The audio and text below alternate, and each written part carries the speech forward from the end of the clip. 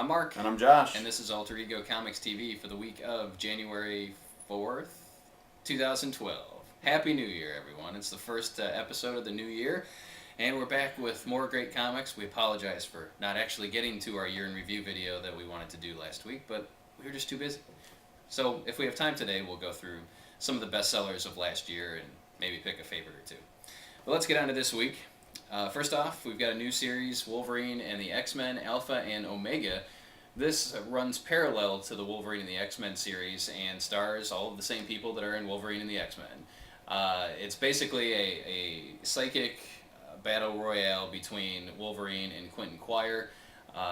Armor gets sucked into the mix too because Wolverine always needs a teenage girl to go with him into scary places. But it was fun. It's a good first issue. You've got two different art teams, which is kind of cool. You've got an art team for the real world, and then you've got Mark Brooks actually doing art in the construct world that Quire makes. He essentially gets inside Wolverine and Armor's head, and it's his revenge for Quentin Quire being essentially kidnapped by Wolverine and dragged to Jean Grey's school for higher learning. So he develops this construct world and takes over Wolverine's mind and thinks he's the greatest thing since sliced bread. The Quentin Quire character, I mean, he's kind of like a kid arcade. He's goofy. I assume he's British. I don't know. His name is Quentin Quire. He's got purple hair. He was created by Grant Morrison. He's probably British. But it was just a fun first issue.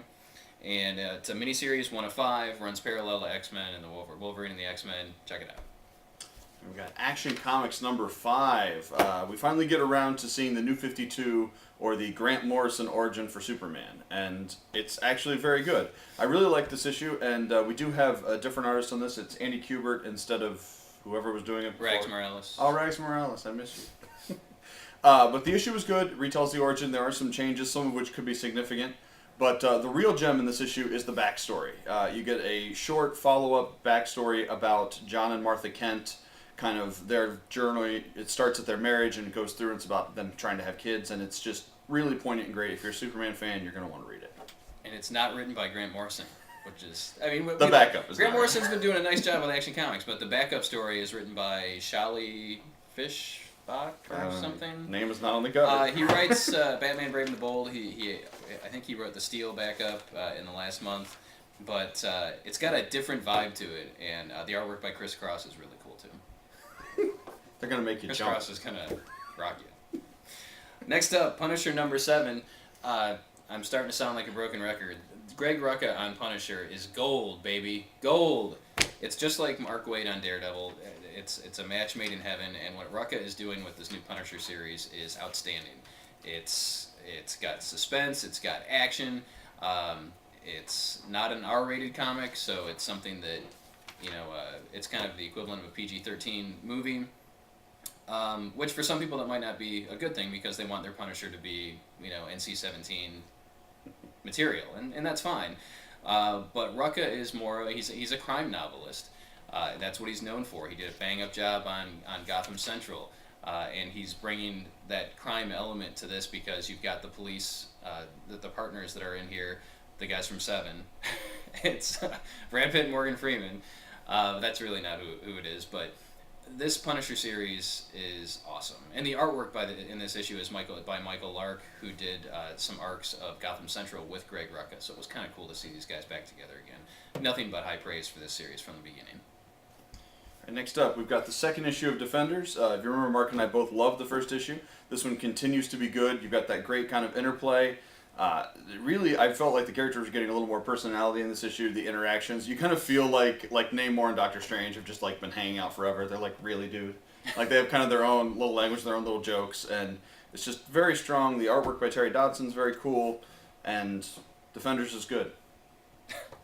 Avengers are good as well. This is Avengers Annual number 1. Really, guys? Avengers Volume 27, Annual number 1. And this is the second part of a storyline that started many, many months ago in New Avengers Annual number 1, because it's the newest volume of New Avengers, where Wonder Man, Simon Williams, goes crazy and assembles his own team of Revengers to basically make the Avengers' lives miserable because that's what the Avengers have done to everyone on the Earth. He's basically saying that the Avengers have covered up all of these crazy things that have gone on, like the Scarlet Witch going crazy. What else was there? There was a laundry list of things that Wonder Man is saying the public needs to know about, that the Avengers are the root of all of this evil that's been going on in the world. And as you step back, you kind of go, yeah, maybe he's kind of right. The Avengers have caused a lot of problems. But again, as the second part of a story, it has a satisfying conclusion. It's got some great Avengers moments. It's written by Brian Michael Bendis, who is Mr. Avengers, at least for another 6 to 12 months. And it was a very satisfying read. We still have a couple copies of the first part. Many of you probably purchased the first part and have been left wondering where is the second part. Well, the second part is here, so come pick it up. Next up, Punisher number 7. Punisher is awesome. Unfortunately, Mark said everything I had to say about it. It really, especially with the art by Michael Lark, this very much reminds me of Gotham Central, which is a very, very good thing. Rucka really has a feel for writing cop characters, and he definitely gets the dynamic of a cop in a world of people with superpowers, of crazy supervillains that can kill you with a thought. And that's really what should come through. The Punisher issue is actually, aside from some flashbacks, which were very cool. Very cool. You don't really see the Punisher. This is mostly about the cops investigating the things the Punisher has done in the last couple issues. And it's just a golden read. If you like crime fiction, if you like noir, if you like really anything, Greg Rucka's Punisher is awesome. And there's this category that we have, and I think a lot of comic fans have, and it's just good comics. Yeah. You don't want to pigeonhole it into action, superhero, sci-fi, crime, whatever. The Punisher is just a good comic book. There. There you have it. I should have said that earlier. Uncanny X-Men number 4. This issue was very, very good, and it's a standalone issue, which you don't see too many times these days. And I know a lot of people have been asking for, especially with the new 52, people have been looking for kind of some standalone material. So if you're a Marvel fan and an X-Men fan, this is for you. This is the return of Phalanx, who showed up last in the 1990s. And briefly in Annihilation. Okay, I didn't read that series. But we've got Phalanx back, and his connection to Mr. Sinister in the previous 3 issues have been about the return of Mr. Sinister, so there is a connecting thread there. But this really is a done-in-one, self-contained issue, and it's, again, written by Kieran Gillen, who's the regular writer on the series, but artwork is by Brandon Peterson, who we don't see a lot from these days, and his stuff is awesome. He was penciling the X-Men back in the 90s. He did a lot of work over at CrossGen when they were around, and he's done some stuff at Ultimate Marvel, but to see some mainstream Marvel work from Brandon Peterson was worth the price of admission for me. But even without that, this was a great standalone issue, and if you're an X-Men fan, you're not going to want to miss it. X Club 2 of 5 is my pick of the week. I love this book. It's There are no wonderful. words. They should have sent a poet. It's really great. If you hadn't read the previous issue, you actually probably could pick this up and follow it. It's not super complicated, but great issue. Basically, Dr. Nemesis and the X Club are still looking into some weird mutated sea life, but early in the issue, Dr. Nemesis gets a mutated starfish attached to his head that begins broadcasting his thoughts to other people. So you have him talking and also doing his internal monologue, which other people can hear and which is sort of juxtaposed to what he's actually saying and how he's acting, and it's priceless. If you like Deadpool or like a crazy humor book, you will love X Club. My pick of the week is Fatale number 1, written by Ed Brubaker with art by Sean Phillips. This is the creative team behind Criminal, behind Incognito, and Ed Brubaker, of course, has written Captain America for years. He's done a lot of work at Marvel, but and I've said this before, if you've never read his creator-owned stuff, you are truly missing out. This was an excellent first issue. It looks like this is actually an ongoing. I didn't see this listed as a miniseries anywhere. But it starts out in the present, flashes back to the 1940s and 50s. It's actually, to classify a book, it's noir horror. So it's been heavily influenced by H.P. Lovecraft, but it's definitely got a crime noir feel to it as well, which Brubaker excels at. And Phillips' artwork is outstanding in this. Basically, the story starts out with a guy who finds out that his godfather who was a novelist and maybe not the best novelist in the world, but his book sold, had an unpublished manuscript, and the next thing you know, all hell breaks loose, and there are guys attacking him. He doesn't know why, and he meets this woman, Josephine, who's apparently the main character in the book, who also lives a very long time because we see her in the 50s, we see her in the present day, and she looks the same. But it is just really, really good, and this is from Image Comics. Brubaker's creator-owned stuff has been published by Marvel in the past under their Icon imprint, and this is going to be the year of Image Comics.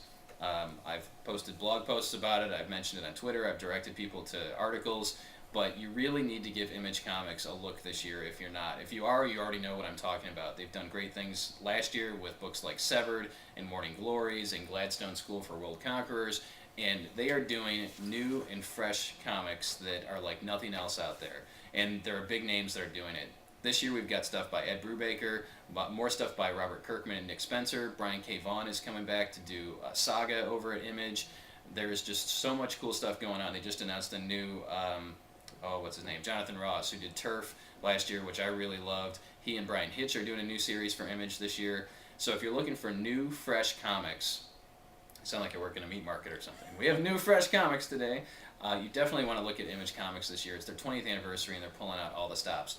One of the other great things about Fatale, if you read it in single issues, and all of Brubaker's crime noir stuff, there's so much bonus material in these single issues that doesn't get collected in the trade, and it's not available digitally either. And Brubaker actually writes in the back, it's his way of saying thank you to people for supporting the series at the beginning and allowing it to continue. So if you want to read the bonus articles about H.P. Lovecraft and Ed Brubaker's notes and bonus artwork by Sean Phillips, the only place you're going to get it is by buying the single issues. And you cannot go wrong with Fatale #1. Yeah, I really like a lot of their other stuff together, Phillips and Brubaker and Criminal, but I think the colors by Dave Stewart are really, really good in this. Like, it made the art pop, and I loved it. I like the art in Criminal. I love it here. I love what they did with the color palette. And next up, on the trade front, we have Jim Henson's Tale of Sand. This is a graphic novel based on an unpublished Jim Henson screenplay, and it's awesome. It's a cool, oversized hardcover format. You got one of these little bookie band things, so it looks like That's a technical term. It's a bookie band thing. So it looks like a sketchbook, and the art is just great. It's got a very, I like the way that it's sort of realized in a limited text format.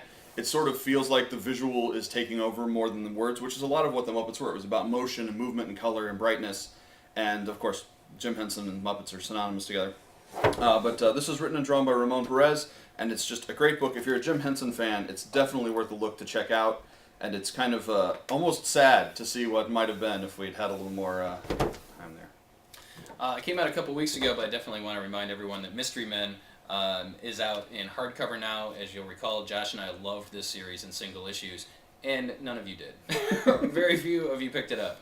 But this is so worth picking it up.